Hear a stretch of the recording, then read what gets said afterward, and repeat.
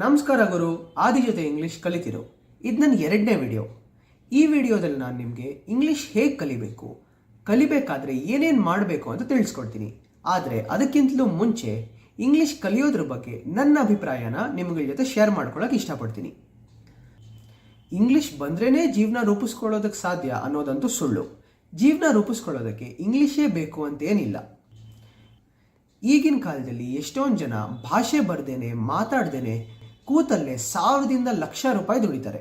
ಆದರೆ ನೀವು ಈ ಸಮಾಜದಲ್ಲಿ ಕಾರ್ಪೊರೇಟ್ MNC ದೊಡ್ಡ ದೊಡ್ಡ ಕಂಪನೀಸ್ನಲ್ಲಿ ಕೆಲಸ ಮಾಡಿ ಅಲ್ಲಿ ನಮ್ಮ ಕರಿಯರ್ನ ರೂಪಿಸ್ಕೊಳ್ಬೇಕಂತ ಆಸೆ ಪಟ್ಟರೆ ಇಂಗ್ಲಿಷ್ ಬೇಕೇ ಬೇಕು.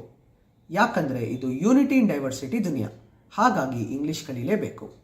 ಇವಾಗ ನೀವು ಹೇಳ್ತೀರಾ, ನನಗೆ ಇಂಗ್ಲಿಷ್ ಕಲಿಬೇಕು ಅಂತ ಆಸೆ ಇದೆ, ಆದರೆ ಎಲ್ಲಿಂದ ಶುರು ಮಾಡೋದು, ಹೆಂಗೆ ಕಲಿಯೋದು, ಕರೆಕ್ಟಾ? ಡೋಂಟ್ ಯು ವರಿ, ಇಂಗ್ಲಿಷ್ ಕಲಿಯೋದು ತುಂಬಾ ಸುಲಭ. All you need is 10 to 15 minutes daily.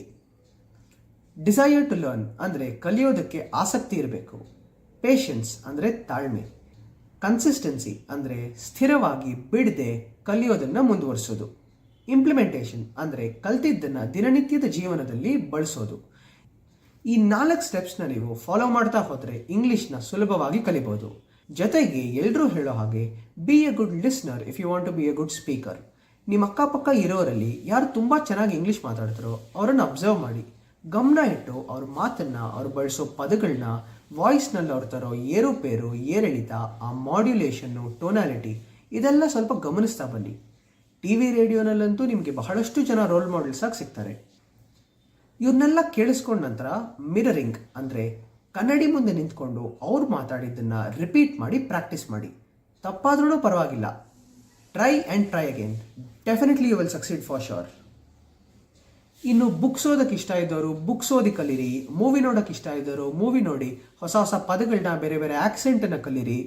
TV, books, cartoons, news, series ಇದೆಲ್ಲ ನೋಡಿನೂ ನೀವು ಇಂಗ್ಲೀಷ್ ಸುಲಭವಾಗಿ ಕಲಿಬೋದು. ನಮ್ಮ ತಾತ ಅಂತೂ ಇಂಗ್ಲೀಷ್ ಕಲ್ತಿದ್ದು ಪ್ರತಿದಿನ ಕನ್ಸಿಸ್ಟೆಂಟಾಗಿ ನ್ಯೂಸ್ ಪೇಪರ್ ಓದಿ, ಜೊತೆಗೆ ದಿನಕ್ಕೆ 5 ನಿಮಿಷ ನನ್ನ ಚಾನಲ್ನ ನೋಡಿ ಇಂಗ್ಲೀಷ್ ಕಲೀರಿ. ಡೈಲಿ ಲೈಫಲ್ಲಿ ಕಲ್ತಿದ್ದ ಪದಗಳನ್ನ ಯೂಸ್ ಮಾಡಿ. ನೋಡಿ, ನಿಮಗೆ ಇಂಗ್ಲೀಷ್ ಕಲೀಲೇಬೇಕು ಅಂತ ನೀವು ದೃಢ ನಿರ್ಧಾರ ತಗೊಂಡ್ರೆ ಆ ಜಗತ್ತೇ ನಿಮಗೆ ಟೀಚರ್ ಆಗಿ ನಿಲ್ಲೋ ಹಾಗೆ ಆ ಯೂನಿವರ್ಸೇ ನಿಮಗೆ ದಾರಿ ತೋರಿಸ್ತಾ ಹೋಗುತ್ತೆ.